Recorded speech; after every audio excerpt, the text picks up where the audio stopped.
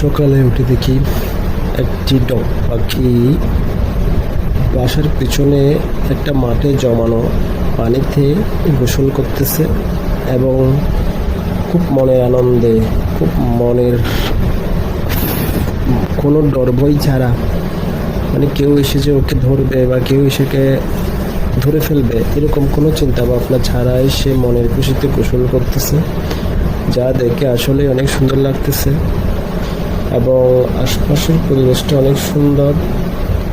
এই যে ওখানে গতকাল বৃষ্টি পড়ছিল, বৃষ্টি পড়াতে কিছু পানি জমা হয়েছে, পানি জমা হওয়াতে ওখানে এসে পাখিটা সকালবেলা একদম ভোরের দিকেই পাখিটা কি এসেই গোসল করতেছে এবং এই যে পাকা ঝাপটে গোসল করে পাকা তুলে বসে আছে। আশপাশের পরিবেশটাও অনেক সুন্দর, একদম সবুজ ঘেরা, ভেজা ভেজা। রাতে বৃষ্টি হওয়াতেই পরিবেশটা একদম পরিচ্ছন্ন সুন্দর লাগতেছে।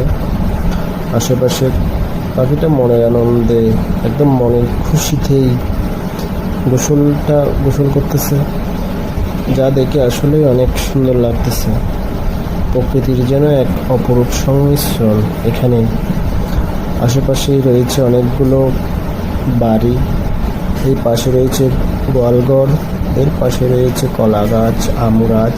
পাখিটি যে জায়গায় স্নান করতেছে ওই জায়গার উপর একটা আম গাছ ছিল, ওখানে আম পাড়াতে ওই জায়গাটা হালকা পরিষ্কার দেখাচ্ছে এবং পানি জমছে, সেজন্য পাখিটা ওখানে এসে স্নান করতেছে।